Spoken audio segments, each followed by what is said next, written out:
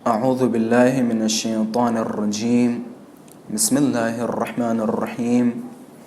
الحمد لله رب العالمين بارئ الخلائق أجمعين، ثم الصلاة والسلام على أشرف الأنبياء والمرسلين سيدنا ومولانا أبي القاسم مصطفى محمد صلى الله عليه وآله وسلم وعلى أهل بيته الطيبين الطاهرين المعصومين المظلومين، واللعنة الدائمة على أعدائهم أجمعين. اللهم كن لوليك الحجة ابن الحسن صلواتك عليه وعلى آبائه في هذه الساعة وفي كل الساعة وليا وحافظا وقائدا وناصرا ودليلا وعينا حتى تسكنه أرضك طوعا وأن تمتعه فيها طويلا. اللهم صل على محمد وآل محمد وعجل فرجهم.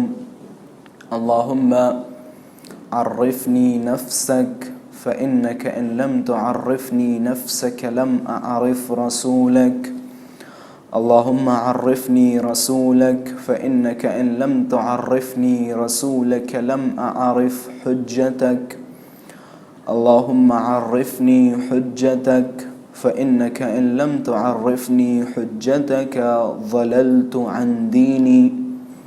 أما بعد، فقد قال الله تبارك وتعالى في محكم كتابه ومتقن خطابه: بسم الله الرحمن الرحيم. ذلك ومن يعظم شعائر الله فإنها من تقوى القلوب. صدق الله العلي العظيم. صلوات محمد وآل محمد. اللهم صل على محمد وآل محمد وعجل فرجهم. سب سے پہلے امام حسین علیہ السلام کی خدمت میں سلام پیش کرتے ہیں. السلام علیک یا ابا عبداللہ الحسین وعلى الأرواح التي حلت بفنائك. عليك مني سلام الله أبدا ما بقيت وبقي الليل والنهار، ولا جعله الله آخر الأهد مني لزيارتكم. السلام على الحسين وعلى علي بن الحسين وعلى أولاد الحسين وعلى أصحاب الحسين. السلام عليكم جميعا ورحمة الله وبركاته. امام زمانہ عجل اللہ تعالی فرجہ الشریف کی سلامتی اور حضرت کے ظہور میں تعجیل اور مؤمنین کرام کی سلامتی کے لیے بآواز بلند صلوات ہدیہ فرمائیں. اللہم صل علی محمد وآل محمد وعجل فرجہم. عزاداری سید الشہداء کا سب سے اہم رکن، یہ جو ہمارا موضوع فی الحال چل رہا ہے، اس موضوع کا سب سے اہم رکن امام حسین علیہ السلام پر گریہ کرنا ہے. اگر آپ باب عزاداری میں جائیں تو وہ شیء جو یقیناً عزاداری کی حقیقی مصداق ہے وہ امام حسین علیہ السلام پر گریہ و زاری کرنا ہے. یقیناً ہمارا علم اٹھانا، تابوت برآمد کرنا، ماتم کرنا یا ننگے پیر چلنا، کالا لباس اپنے تن پہ ڈالنا، یہ تمام کے تمام شعائر حسینیہ میں سے ہیں اور عزاداری کے اہم ارکان ہیں. لیکن گریہ کرنا، امام حسین پر اشک بہانا عزاداری کا سب سے اہم جز ہے. اگر کسی انسان کے پاس عزاداری کے تمام ارکان ہوں لیکن گریہ نہ ہو امام حسین علیہ السلام پر، تو سمجھ جائیں اس نے عزاداری سید الشہداء کے فرائض انجام نہیں دیے. ماتم ایک حالت ہے جب انسان بہت ہی زیادہ پریشان ہو جاتا ہے، بہت ہی زیادہ گریہ و زاری کرتا ہے، پھر اس کے بعد کی حالت ہے ماتم کرنا۔ یقیناً ماتم ایک عظیم شے ہے، اور ایک خداوند متعال کی جانب سے خدا نے ہمیں ایک عظیم شے سے نوازا جو ہم امام حسین علیہ السلام پر ماتم کرتے ہیں۔ اور میں بارہا اپنی مجالس میں بھی یہ جملہ کہتا رہا ہوں، اور آج بھی آپ حضرات کے سامنے کہوں گا، خوب ماتم کریں اور خوب تیز تیز ماتم کریں، اپنے جوانوں کو تاکید کریں ماتم کرنے کی۔ اور میں نے شاید پچھلے سال یہ جملہ کہا تھا، میری دعا ہے پروردگار متعال کی بارگاہ میں ہمارے جوانوں کو توفیق دے کہ وہ 2 گھنٹہ 3 گھنٹہ حسینیہ یا امام بارگاہ یا عزا خانے میں کھڑے ہو کے ماتم کر سکیں۔ تو خلاصہ کلام، عزاداری سید الشہداء کا سب سے اہم جز امام حسین علیہ السلام پر گریہ کرنا ہے۔ گریہ کے حوالے سے امام جعفر صادق علیہ السلام فرماتے ہیں، کل عین باکیۃ یوم القیامہ الا عین بکت علی مصاب الحسین علیہ السلام۔ روز محشر ہر آنکھ پریشان ہوگی، ہر انسان پریشان ہوگا، ہر آنکھ اپنے نام اعمال پہ روتی ہوگی۔ کوئی آنکھ اپنی نمازوں پہ روئے گی، کوئی آنکھ اپنے روزوں پہ روئے گی، کوئی آنکھ اپنے فرائض پہ روئے گی، کوئی آنکھ اپنے خاندان کی وجہ سے روئے گی، کوئی آنکھ والدین کی وجہ سے روئے گی، کوئی آنکھ اپنے گناہوں کی وجہ سے روئے گی، سوائے ایک آنکھ جو مسرور ہوگی، جس کی آنکھوں سے آنسو نہیں نکلیں گے۔ وہ آنکھ ہے کہ جس نے دنیا میں امام حسین کی مصیبتوں پہ گریہ کیا ہو، جس نے دنیا میں امام حسین علیہ السلام کی مصیبتوں میں اشک بہائے ہوں، جس نے دنیا میں امام حسین کو پرسا دیا ہو۔ یقیناً آپ حضرات بخوبی جانتے ہیں، اور میں تقریباً جو میری پوری مجلس ہے یقیناً آپ حضرات کے لیے تکراری مجلس ہوگی، کیونکہ ہم نے اپنے بچپن سے یہ سن رکھا ہے، رونے کے حوالے سے، گریہ کے حوالے سے۔ ہمارے یہاں الحمدللہ سینکڑوں روایات امام حسین علیہ السلام پر گریہ کے حوالے سے ہیں۔ صرف امام حسین علیہ السلام پر رونے کے حوالے سے روایتیں نہیں ہیں، بلکہ اگر آپ روایی کتب کی طرف رجوع کریں یا گریہ کے حوالے سے جو کتابیں لکھی گئی ہیں، یہ خود میں اپنے جوانوں کو بعنوان مشورہ بتاتا چلوں، کامل الزیارات تقریباً 1000 سال پرانی کتاب ہے ابن قولوی قمی کی۔ اس کے بارے میں سید خوئی فرماتے ہیں کہ میرے نزدیک سند کے اعتبار سے یہ کتاب بہت ہی زیادہ معتبر ہے۔ اس کتاب کو میں آپ حضرات کی خدمت میں عرض کرنا چاہ رہا ہوں، اس کتاب کو کوشش کریں، اس کتاب کو ایام عزا میں ضرور پڑھیں، اس کا مطالعہ کریں، اس کتاب میں جائیں اور دیکھیں، پھر آپ کو اندازہ لگے گا کہ امام حسین علیہ السلام کی عزاداری کیا ہے۔ رونے کے حوالے سے آپ جائیں، سینکڑوں روایتیں اس میں جمع کی گئی ہیں۔ امام حسین علیہ السلام کو پرسہ دینے کے حوالے سے جائیں، آپ کو روایتیں ملیں گی۔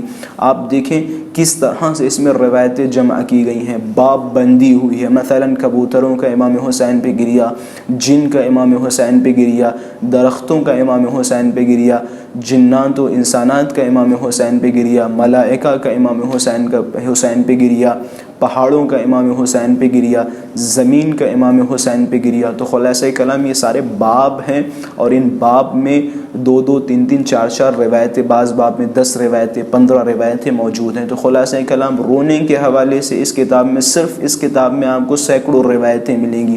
رونے کے حوالے سے یہ نہ سوچے صرف و صرف یہ روایت ہے کہ امام حسین پہ روئیں، امام حسین کو پرسا دیں، نہیں آقا جان۔ رونے کے حوالے سے اگر آپ جائیں تو میرا جملہ شاید غلط نہ ہوگا، رونا خود مفصل ایک کتاب ہے، امام حسین پہ رونا مفصل ایک کتاب ہے۔ احادیث کو اگر جمع کریں تو مفصل ایک کتاب بنے گی 300-400 صفحے کی۔ رونے کے حوالے سے آپ روایتوں میں دیکھیں، مقدار اشک، نوع اشک، کتنا آنسو نکلے اور کس طرح کا آنسو نکلے، یا پھر روایتوں میں ہے جو روئے یا رونے جیسا منہ بنائے۔ تو خلاصہ کلام رونے کے حوالے سے بہت ساری روایتیں ہماری کتب احادیث میں موجود ہیں، یا وہ علماء کہ جنہوں نے عزاداری سید الشہداء پہ کتابیں لکھی، ان کتابوں میں رونے کے حوالے سے انہوں نے تمام روایتوں کو جمع کیا ہے۔ عزیزان محترم، اب ہم روایتوں سے ہٹ کے ایک چھوٹا سا مقدمہ رونے کے حوالے سے آپ حضرات کی خدمت میں بیان کرتا چلوں۔ اگر آپ امام حسین علیہ السلام پر رونا چھوڑ دیں، مثلاً رونا چھوڑیں، ہم اس پہ بحث نہیں کریں گے کہ امام حسین پہ رونا ثواب ہے یا ثواب نہیں ہے، یا امام حسین پہ رونا چاہیے یا نہیں رونا چاہیے، ایک الگ بحث ہے جو میں تقریباً آپ حضرات کے سامنے بیان کر چکا، اور تھوڑی دیر کے بعد انشاءاللہ مزید اس پہ روشنی ڈالوں گا۔ ایک ایسی اخلاقی اور شرعی نقطہ نظر سے رونا کیا ہے، اگر آپ قرآن مجید کی طرف جائیں، روایتوں کی طرف جائیں، دعاؤں کی طرف جائیں، تو یہ ہماری نظر میں ثابت ہے کہ اگر آپ گنہگار ہوں اور خداوند متعال کی بارگاہ میں جائیں اور توبہ کرنے کا ارادہ رکھتے ہوں، تو آپ کی توبہ تب جلدی قبول ہوگی جب آپ خدا کی بارگاہ میں کھڑے ہو کے اپنی آنکھوں سے دو اشک بہائیں، روئیں، گڑ گڑائیں، تو آپ کی توبہ بہت جلدی قبول ہو جائے گی۔ یعنی خدا کی بارگاہ میں توبہ کی قبولیت کے لیے سب سے بہترین اسلحہ اگر کچھ ہے تو وہ ہے خدا کی بارگاہ میں اپنے گناہوں پر رونا۔ اب میں ایک نقطہ حضرات کے سامنے بیان کرتا چلوں، انسان اگر اپنے گناہوں پر خدا کی بارگاہ میں روئے تو خدا اس کے تمام گناہوں کو معاف کر دیتا ہے، اس کی توبہ کو قبول کر لیتا ہے۔ اب ذرا سوچیں، اگر کوئی انسان خدا کی محبوب مخلوق کہ جس سے خدا محبت کرتا ہے، جس سے خدا عشق کرتا ہے، جس نے راہ خدا میں اپنا سب کچھ قربان کر دیا اور خدا کی مرضی حاصل کر لی، اگر کوئی انسان اس مظلوم، اس غریب، اس شہید کے لیے روئے تو یقیناً خداوند متعال اس کے تمام گناہوں کو معاف کر دے گا۔ نہ صرف یہ کہ خدا کی بارگاہ میں جب آپ جائیں توبہ کے لیے تو گریہ انجام دیں تو خدا آپ کے گناہوں کو معاف کر دے گا، اس کے علاوہ آپ اگر شرعی اور اخلاقی نقطہ نظر سے دیکھیں، رونا انسان کا ایک فطری مسئلہ ہے۔ اگر کوئی انسان کے آنکھوں سے آنسو نہ نکلتے ہوں، اگر کوئی انسان نہ روتا ہو، خیر چھوڑے امام حسین پہ رونا کلی بات ہے، اگر کسی انسان کی آنکھوں میں آنسو نہ ہوں، خشک ہو گئے ہوں، تو سمجھ جاؤ اس کا دل سخت ہو گیا ہے، وہ جائے اپنے گناہوں کی توبہ کرے، وہ جائے جو اس نے گناہ انجام دیے ہیں ان گناہوں پہ پشیمان ہو، ان گناہوں کی توبہ کرے، کیونکہ اس کا دل مردار ہو چکا ہے، اس کا دل سخت ہو چکا ہے۔ امام باقر علیہ السلام فرماتے ہیں انسان کا دل بالکل شفاف ہوتا ہے، سفید ہوتا ہے جب انسان پیدا ہوتا ہے، لیکن ایک گناہ کرتا ہے تو ایک سیاہ دھبا اس کے دل پہ لگ جاتا ہے، پھر دوسرا گناہ کرتا ہے تو 2 دھبے، تیسرا 3 دھبے، چوتھا 4 دھبے، آہستہ آہستہ جب وہ زیادہ گناہ کرتے جاتا ہے تو وہ شفاف دل سیاہ میں تبدیل ہو جاتا ہے۔ جب اس کا دل سیاہ ہو جاتا ہے تو اس کے دل میں رحم ختم ہو جاتا ہے، ظلم و فساد اس کے دل میں بھر جاتے ہیں، کسی کو قتل کرے گا اسے احساس نہیں ہوگا، اور پھر امام فرماتے ہیں اس کے آنسو خشک ہو جاتے ہیں۔ اب اگر کوئی انسان کسی کے سامنے امام حسین علیہ السلام کی مظلومیت کا ذکر ہو، امام حسین کی شہادت بیان کی جاتی ہو، علی اکبر کے سینے پہ برچھی کا لگنا بیان کیا جاتا ہو، ابوالفضل عباس کے کٹے ہوئے بازو بیان کیے جاتے ہوں، اصغر کے گلے پہ سے شعبہ تیر بیان کیا جاتا ہو، اور اس کی آنکھوں سے آنسو نہ نکلیں، تو وہ جائے خدا کی بارگاہ میں اپنی گناہوں کی توبہ طلب کرے، خداوند متعال کی بارگاہ میں مغفرت طلب کرے، کیونکہ اس کا دل سیاہ ہو چکا ہے۔ اب اگر ہم فی الحال دیکھتے ہیں بعض افراد امام حسین علیہ السلام کی دستگاہ میں اشکالات بہت زیادہ کرتے ہیں، خاص طور سے بعض افراد جو پورا سال نہ ان کے دین کا پتہ، نہ ان کے ایمان کا پتہ، نہ ان کے کیریکٹر کا پتہ، وہ نظر نہیں آتے پورا سال کہاں ہوتے ہیں، کیا کرتے ہیں، کیا نہیں، کیا پڑھتے ہیں، کیا نہیں، لیکن جیسے ہی ماہ محرم کا چاند نمودار ہوتا ہے تو ان کے اندر کا اجتہاد جاگ جاتا ہے، ان کے اندر کی وہ کوششیں جاگ جاتی ہیں، ان کا نطفہ جاگ جاتا ہے اور عزاداری سید الشہداء پہ اشکالات کرنا شروع کر دیتے ہیں، عزاداری کو تباہ و برباد کرنے کی کوشش کرنا شروع کر دیتے ہیں۔ کبھی گریے پہ اشکال، کبھی کالے لباس پہ اشکال، کبھی پیدل چلنے پہ اشکال، کبھی مشی پہ اشکال، کبھی جو ہم اربعینیہ کے لیے پیدل جاتے ہیں نجف سے کربلا اس پہ اشکال۔ خلاصہ کلام یہ بعض افراد گنتی کے جیسے ہی ماہ محرم کا چاند نمودار ہوتا ہے تو یہ اشکالات کرنا شروع کر دیتے ہیں۔ عزیزان محترم، ہم رونے پہ کیوں اشکال کر رہے ہیں؟ کیوں آپ کہہ رہے ہیں کہ چلا چلا کے نہ روئیں؟ کیوں آپ کہہ رہے ہیں کہ آہستہ آہستہ روئیں؟ کیوں آپ کہہ رہے ہیں کہ اپنے سینوں پہ ہاتھ مار مار کے نہ روئیں؟ کیوں آپ کہہ رہے ہیں اپنے گالوں پہ تماچے مار مار کے نہ روئیں؟ کیا آپ نے روایات کا مطالعہ نہیں کیا؟ کیا آپ نے معصومین علیہم السلام کے اقوال نہیں پڑھے؟ یقیناً آپ نے پڑھے ہوں گے، لیکن مسئلہ یہ ہے کہ انسان جس چیز کا منکر ہوتا ہے، پھر اگرچہ اس کے حوالے سے قرآن میں سیدھی سیدھی آیت بھی موجود ہو تو انسان اس پہ عمل نہیں کرتا۔ آپ منکر ہیں، آپ کو عزائے سید الشہداء سے دشمنی ہے۔ اگر آپ گریے کے منکر ہیں تو یقیناً آپ کو عزائے سید الشہداء سے دشمنی ہے۔ ممکن ہے بعض افراد مجھ سے بھی یہ کہیں یا کہتے رہتے ہیں کہ آغا جان فلاں آدمی بہت ہی متقی ہے، بہت ہی پرہیزگار ہے، صرف وہ گریے کا منکر ہے، یہ صرف وہ ماتم کا منکر ہے، یا صرف وہ پیدل چلنے کا منکر ہے۔ آپ اتنے تند لہجے میں خطاب کیوں کر رہے ہیں؟ آپ اسے اتنا برا بھلا کیوں کہہ رہے ہیں؟ آپ اس کی اتنی زیادہ نقد کیوں کر رہے ہیں؟ وہ صرف ایک گریے کا منکر ہے، وہ صرف ایک رونے کا مخالف ہے۔ میں کہوں گا اس کے جواب میں، آغا جان یقیناً وہ ایک گریے کا منکر ہے، یقیناً وہ امام حسین علیہ السلام پر رونے کا منکر ہے۔ لیکن میں آپ کے سامنے ایک مثال دوں، اگر کوئی انسان نماز پڑھے خلوص قلب کے ساتھ، اس کا تلفظ بھی بہت اچھا ہو اور تمام اعضاء و جوارح یا جو شرائط ہیں نماز کی ان تمام شرائط کو انجام دے، لیکن وہ نماز پڑھنے سے پہلے وضو انجام نہ دے، اس نے وضو نہ کی ہو، تو آپ سے میرا سوال یہ ہے کیا اس کی نماز قبول ہے؟ کیا خداوند متعال اس کی نماز کو درجہ قبولیت پہ فائز کرے گا؟ نہیں۔ کیوں؟ کیونکہ جو ایک شرط ہے وہ ایک شرط بہت مہم ہے، وضو کی شرط بہت اہم ہے۔ اسی طرح اگر کوئی انسان مومن ہو، متقی ہو، پرہیزگار ہو اور تمام شرعی قوانین پہ عمل کرتا ہو، لیکن دستگاہ حسینی کا مخالف ہو، امام حسین پہ رونے کا مخالف ہو، یا امام حسین علیہ السلام کی شہادت پہ جو ہم کالے کپڑے پہنتے ہیں ان کالے کپڑوں کا مخالف ہو، تو یقیناً ہم اس کی مذمت کریں گے اور کھل کے مذمت کریں گے، کیونکہ ہمارا یہ کالا لباس، ہمارا یہ امام حسین پہ رونا ہزاروں سال کی محنتوں پہ پانی پھیر دیتا ہے۔ وہابیت جو پورا سال لاکھوں اربوں ڈالر خرچ کرتی ہے صرف و صرف تشیع کو نابود کرنے کے لیے، دستگاہ تشیع کو کمزور کرنے کے لیے، لیکن وہ بھی حیران ہیں، پریشان ہیں۔ جیسے ہی ماہ محرم کا چاند نمودار ہوتا ہے، شیعہ بم نہیں پھینکتے، شیعہ ان سے لڑتے نہیں ہیں، شیعہ انہیں مارتے نہیں ہیں، شیعہ انہیں جواب نہیں دیتے۔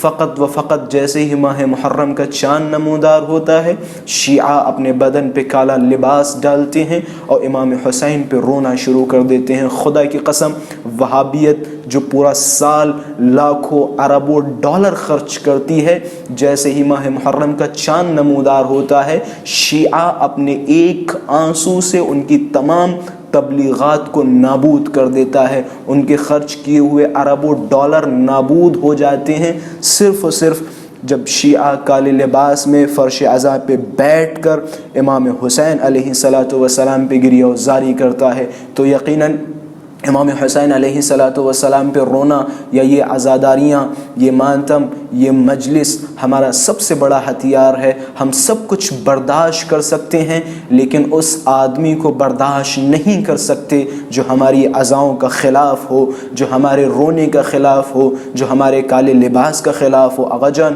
بعض افراد جو کہنے لگتے ہیں کالا لباس مکروہ، کالا لباس مکروہ، نہیں، کالا لباس فقہی مسئلہ ہے۔ کالا لباس اگر بعنوان زینت آپ پہن رہے ہیں تو مکروہ ہے، لیکن اگر کسی کی عزا میں کالا لباس پہنا جائے تو کوئی کراہت نہیں ہے۔ کالے لباس کے حوالے سے امام سجاد علیہ السلام فرماتے ہیں جب میرے بابا حسین کو کربلا میں شہید کیا گیا تو میرے بابا اپنے تن پہ کالا لباس ڈالے ہوئے تھے۔ اسی طرح روایتوں میں ملتا ہے بنی ہاشم نے کالے لباس پہنے۔ اسی طرح بہت ساری روایتیں، ام سلمہ سے روایت، اسی طرح جناب جعفر طیار کی شہادت پہ آپ دیکھیں کالے لباس۔ خلاصہ کلام کالا لباس امام حسین علیہ السلام کی عزا میں نہ صرف یہ کہ مکروہ نہیں ہے بلکہ مستحب ہے، ثواب کا حامل ہے۔ تو آپ جائیں ماہ محرم میں امام حسین پہ خوب گریا کریں اور کسی کی باتوں کی پرواہ نہ کریں، چلا چلا کے روئیں، سر پہ ہاتھ مار مار کے روئیں، گالوں پہ تماچے مار مار کے روئیں۔ یہ یقیناً سیرت ائمہ علیہم السلام ہے۔ میں فی الحال وہ روایات آپ حضرات کے سامنے نہیں بیان کروں گا، وإلا بحث بہت ہی زیادہ طولانی ہو جائے گی۔ میں صرف ان روایات کی طرف اشارہ کروں گا، اور انشاءاللہ اگر ہمارے پاس وقت ہوا تو اس کے بعد والی مجلس بھی ہم رونے کے حوالے سے کچھ روایات آپ حضرات کے سامنے بیان کروں گا کہ اہل بیت نے کس طرح سے امام حسین علیہ السلام پر گریہ کیا، کس طرح سے اہل بیت نے امام حسین علیہ السلام کو پرسا دیا۔ امام حسین علیہ السلام کے لیے جناب زہرا سلام اللہ علیہا شہقہ فرمانتی ہیں، امام زمان عجل اللہ تعالی فرجہ الشریف جزع کرتے ہیں، زجہ کرتے ہیں، کاش آپ کو پتہ ہوتا شہقے کا معنی کیا ہے، کاش آپ کو پتہ ہوتا جزع کا معنی کیا ہے، کاش آپ کو پتہ ہوتا زجے کا معنی کیا ہے۔ میں انشاءاللہ اس کے بعد والی مجلس میں ان تینوں معنوں کی وضاحت کروں گا۔ اہل بیت علیہم السلام نے شدید گریہ کیا امام حسین علیہ السلام پر۔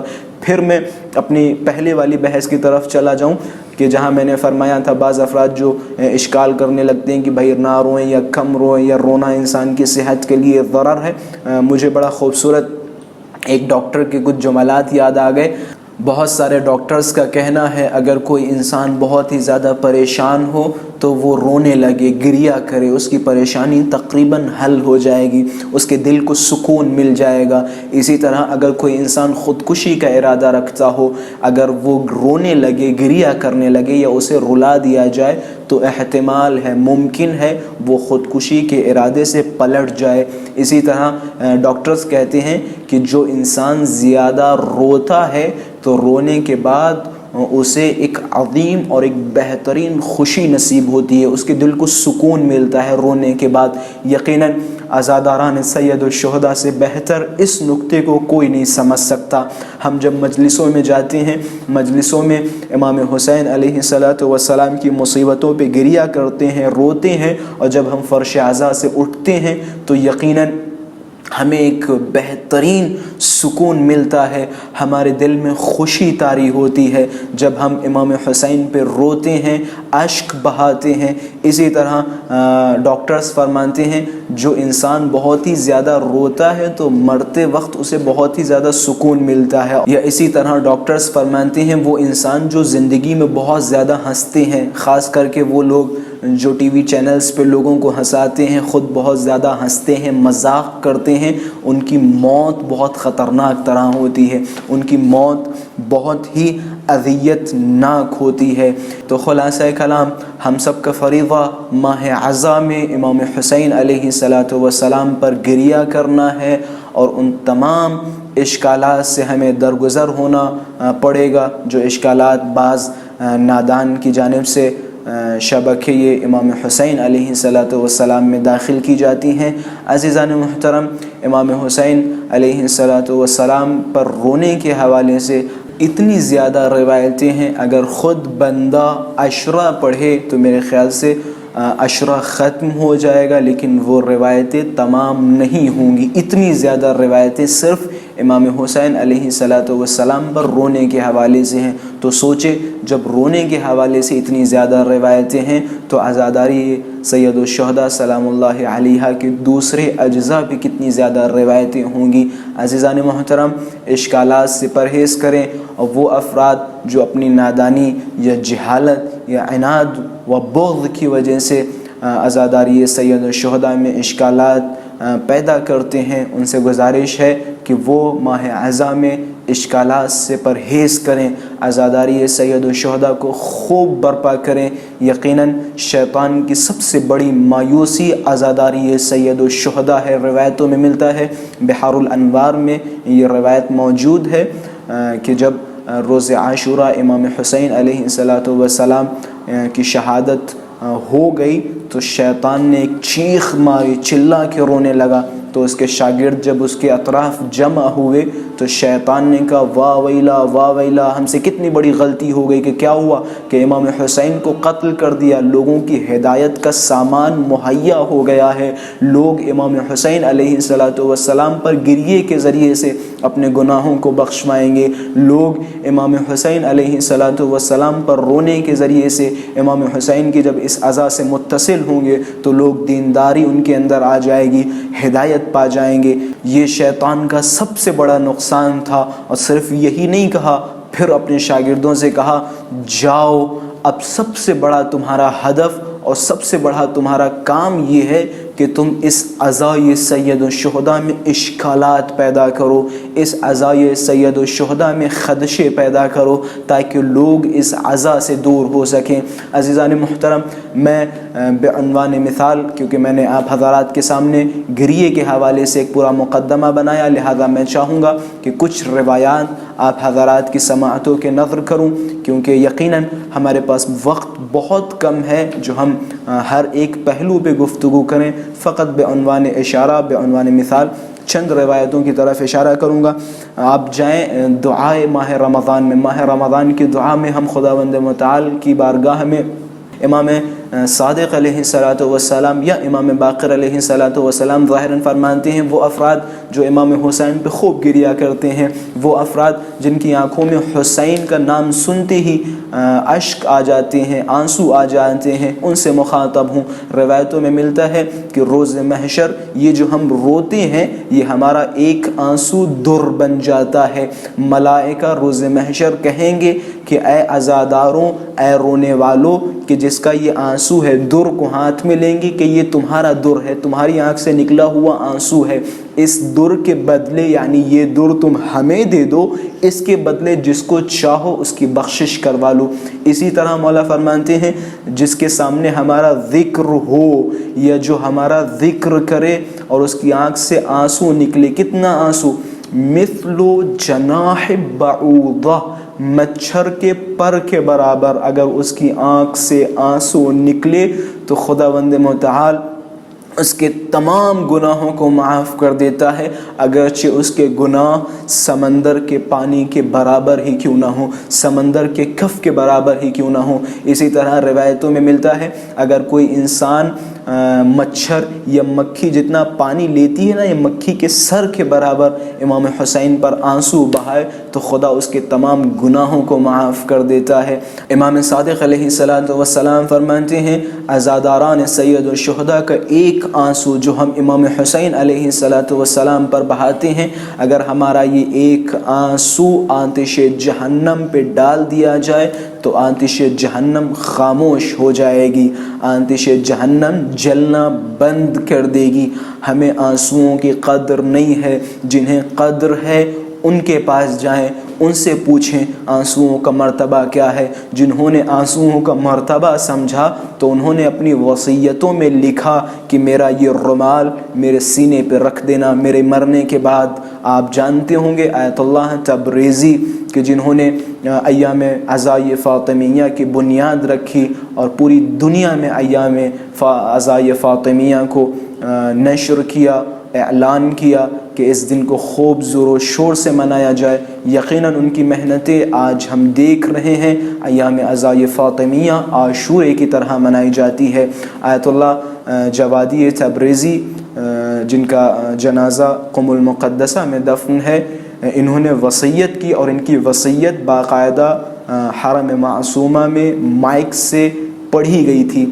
ان کی وصیتوں میں سے ایک وصیت یہ تھی کہ یہ رومال جو میرے پاس ہے اس رومال کو جب مجھے دفن کیا جائے تو میرے سینے پر رکھ دیا جائے۔ خوب وہ رومال کیا تھا، اس رومال کی خاصیت کیا تھی؟ اس رومال کی خاصیت یہ تھی کہ آیت اللہ جوادی تبریزی جب بھی کسی مجلس میں جاتے تھے تو وہ رومال اپنے ساتھ رکھتے تھے، بس ایک مرتبہ آنکھوں سے آنسو نکلتے تھے، اس رومال سے ان آنسوؤں کو پوچھ لیتے تھے اور وہ رومال بعد میں خشک ہو جاتا تھا، بس کیونکہ انہیں آنسوؤں کی قدر پتہ تھی، آنسوؤں کی عظمت پتہ تھی۔ انہوں نے کہا میرے سینے پہ یہ رومال رکھ دینا، یہ آنسوؤں کی قدر ہے، یہ آنسوؤں کی منزلت ہے۔ ہم دعا کریں پروردگار متعال کی بارگاہ میں، خدایا ہماری آنکھ سے نکلے ہوئے آنسوؤں کو خدا رومال سیدہ میں جگہ عطا فرمائے۔ ہم امام حسین علیہ السلام پر خوب روئیں، خوب امام حسین کو پرسا دیں۔ یقیناً رونا ایک ایسی عبادت ہے، آپ کو کسی بھی جگہ اس طرح کی روایتیں نہیں ملیں گی۔ بعض افراد کہنے لگتے ہیں کہ وہ ریاکاری کر رہا ہے، اگر دقیق نقطہ نظر سے دیکھا جائے تو رونا ایک ایسی شے ہے کہ جس میں ریاکاری بہت کم ہے، ریاکاری کا اندیشہ بہت کم ہے۔ کیسے؟ روایتوں میں آپ جائیں، روایتوں میں ملتا ہے جو روئے یا رلائے یا رونے جیسا منہ بنائے، یعنی اگر انسان رو نہیں پا رہا ہے، آنکھوں سے اشک نہیں نکل رہے ہیں تو وہ رونے جیسا منہ بنائے۔ یعنی کیا؟ یعنی خداوند متعال ہر حال میں یہ چاہتا ہے کہ یہ فعل انجام دیا جائے۔ میں اگر کہوں تو شاید غلط نہ ہوگا، رونا بالکل نماز کی طرح ہے۔ نماز کے حوالے سے اگر آپ جائیں، ملتا ہے اگر کوئی انسان کھڑے ہو کے نماز نہ پڑھ پائے تو کیا کرے؟ بیٹھ کے نماز پڑھے۔ بیٹھ کے نماز نہ پڑھ پائے تو کیا کرے؟ لیٹ کے نماز پڑھ لے۔ لیٹ کے نماز نہ پڑھ پائے تو اشاروں سے نماز پڑھ لے، یہ ایک کروٹ ہو کے نماز پڑھ لے۔ یعنی کیا؟ یعنی خداوند متعال کے نزدیک نماز اتنی بہترین اور بافضیلت عبادت ہے کہ خدا کسی بھی حال میں یہ نہیں چاہتا کہ اس بندے سے یہ عبادت ترک ہو۔ رونا ٹھیک اسی طرح ہے۔ کیا فرماتے ہیں؟ روئے یا رلائے یا رونے جیسا منہ بنائے، یعنی اگر رو نہیں پا رہا تو رونے جیسا منہ بنائے۔ اہل بیت کے نزدیک رونا امام حسین پر اتنی بافضیلت عبادت ہے کہ اہل بیت نہیں چاہتے یہ عبادت تم سے ترک ہو۔ تو عزیزان محترم، رونا ہمارے لیے نعمت ہے۔ خدا نے ہمیں بہترین نعمتوں سے نوازا ہے، اور ان نعمتوں میں سے سب سے بہترین نعمت یہ ہے کہ ہم ماہ محرم کے چاند نمودار ہونے کے بعد امام حسین کے لیے فرش عزا بچھا دیتے ہیں اور امام حسین پہ نوحہ زاری کرتے ہیں، امام حسین کے لیے ماتم کرتے ہیں۔ ہاں عزادارو، آج 4 محرم ہے اور ہمارے یہاں 4 محرم کو اونو محمد کے مصائب پڑھے جاتے ہیں۔ عزیزان محترم، میں تھوڑا پیچھے آپ کو لے کے چلوں گا اور وہ دن یاد دلاؤں گا جس دن امام حسین نے مدینے کو ترک کرنے کا ارادہ کیا۔ روایتوں میں ملتا ہے امام حسین علیہ السلام نے مدینے کو ترک کرنے کا ارادہ کیا۔ جناب زینب سلام اللہ علیہا کو معلوم ہوا، جناب زینب سلام اللہ علیہا دوڑتی ہوئی امام حسین کے پاس آئیں اور فرمایا بھیا حسین میں بھی آپ کے ساتھ چلوں گی۔ امام حسین علیہ السلام نے جناب زینب سے فرمایا آپ کے اوپر شوہریت کے کچھ حقوق ہیں، پہلے آپ اپنے شوہر کے پاس جائیں، اپنے شوہر سے اجازت طلب کریں، پھر ہمارے ساتھ ملحق ہوں۔ روایتوں میں ملتا ہے جناب زینب علیہ مقام جناب عبداللہ کے پاس گئیں اور جناب عبداللہ سے فرمایا عبداللہ میں امام حسین کے ساتھ جانا چاہ رہی ہوں، تمہیں پتہ ہے نا میں اپنے بھیا حسین سے بہت ہی زیادہ محبت کرتی ہوں۔ جناب زینب نے ایک جملہ کہا، قیامت کا جملہ ہے۔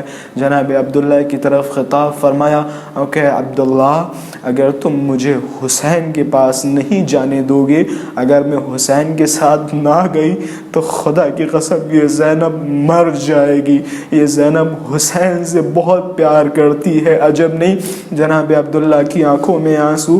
جناب عبداللہ فرماتے مجھے پتہ ہے آپ اپنے بھائی حسین سے بہت محبت کرتی ہیں، لیکن افسوس یہ ہے کہ میں خود نہیں جا سکتا، میں بیمار ہوں، میں مریض ہوں، میں حالت جنگ میں نہیں ہوں، میں امام حسین کی نصرت نہیں کر سکتا۔ ہاں عزادارو، جناب زینب کو اجازت دی. جب یہ قافلہ مدینے سے روانہ ہونے لگا، جناب عبداللہ آہستہ آہستہ اس قافلے کے پیچھے چلتے چلتے اس قافلے کو درک کیا. قافلہ روکا گیا. کیا دیکھتے ہیں؟ جناب عبداللہ کے ہاتھوں میں دو ننھے ننھے سے بچے. تاریخ میں ملتا ہے ایک عون اور دوسرے محمد جناب زینب کی خدمت میں آئے، اور آنے کے بعد زینب کبریٰ سے عرض کیا، اے شہزادی میں معذور ہوں، میں جنگ کے لیے نہیں جا سکتا، لو میری طرف سے یہ میرے دونوں بچوں کو جب وقت پڑے حسین پہ تو میرے بچوں کو قربان کر دینا. ہاں عزادارو، عون و محمد امام حسین کے ساتھ کربلا پہنچے. روایتوں میں ملتا ہے جناب عون و محمد روز عاشورہ بار بار امام حسین کے پاس آ رہے ہیں، اور آنے کے بعد عرض کرتے، مولا مجھے مرنے کی اجازت دے دو، مولا سب شہید ہو گئے، مولا اکبر کے سینے پہ برچی کی یعنی لگ گئی، مولا میں بھی مرنا چاہتا ہوں، مولا میں بھی آپ پہ فدا ہونا چاہتا ہوں. روایتوں کے جملے ہیں جناب زینب سلام اللہ علیہا جناب عون و محمد کے پاس آئیں، اور آنے کے بعد جناب عون و محمد سے عرض کیا، اے میرے بیٹوں، اے میرے شیروں، کیا تم امام حسین کی مدد کے لیے نہیں جاؤ گے؟ جناب زینب نے جملہ کہا، اے میرے بیٹوں، اے میرے شیروں، اگر تم ڈر گئے یا میرے بھیا حسین کی تم نے نصرت نہ کی تو میں اپنا دودھ نہ بخشوں گی. یہ کربلا کی مائیں ہیں، یہ حوصلہ دلا رہی ہیں اپنے بچوں کو. روایتوں میں ملتا ہے جناب زینب سلام اللہ علیہا روز عاشورہ عون و محمد کو تیار کر رہی ہیں، آنکھوں میں سرما لگا رہی ہیں، بالوں کو صحیح کر رہی ہیں، نیا لباس پہنا رہی ہیں. بس عزاداروں ختم کیے میں نے مصائب. دو جملے آپ کی زحمت تمام. روایتوں میں ملتا ہے جناب زینب نے جب بہت ہی زیادہ اصرار کیا بچوں سے، اور بچے بار بار حسین کے پاس گئے، امام حسین نے بچوں کو اجازت نہیں دی. پھر جناب زینب امام حسین کی بارگاہ میں گئی اور جانے کے بعد اپنے بچوں کے لیے مرنے کی اجازت طلب کی. ہاں عزادارو، یہ دونوں بچے میدان کارزار میں پہنچے. ان دونوں بچوں نے خوب جنگ کی. مولا عباس ایک طرف سے ان بچوں کی جنگ دیکھ رہے ہیں اور مرحبا مرحبا کی آوازیں بلند کر رہے ہیں. دوسری طرف امام حسین ان بچوں کی جنگ دیکھ رہے ہیں اور مرحبا مرحبا کی آوازیں بلند کر رہے ہیں. کیا دیکھتے ہیں؟ اتنے میں ایک لائن آگے بڑھا، جناب عون کے ایک گرز ماری، جس گرز کی وجہ سے جناب عون گھوڑے سے زمین پہ تشریف لائے. روایتوں میں ملتا ہے جب جناب عون گھوڑے سے زمین پہ تشریف لائے تو یقیناً ظالموں نے جناب عون کو گھیر لیا تھا. بھائی سے برداشت نہ ہوا، بھائی گھوڑے سے زمین پہ آیا اور اپنے بھائی سے لپٹ گیا. روایتوں میں ملتا ہے چاروں طرف سے گھیر لیا گیا، اتنی ضربتیں ماری گئیں، بچوں نے آواز بلند نہ کر پائی، بچوں نے امام کو نہ بلا پایا. روایتوں میں ملتا ہے ایک طرف سے مولا عباس دوڑے، دوسری طرف سے امام حسین دوڑے. جب پہنچے تو کیا دیکھتے ہیں؟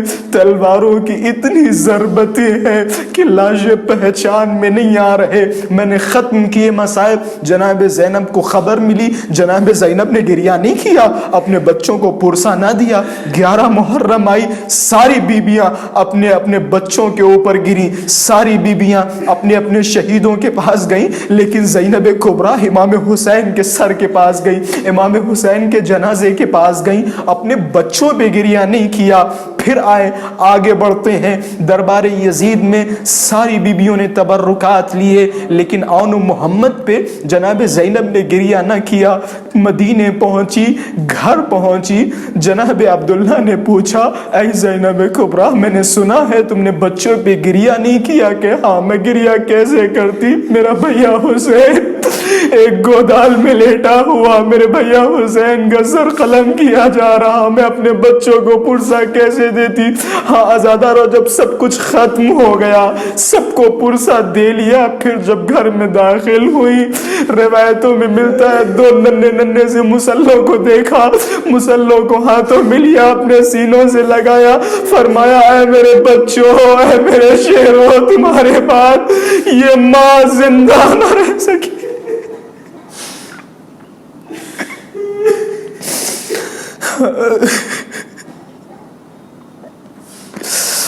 انا للہ و انا الیہ راجعون، رضا بقضائہ و تسلیما لامرہ.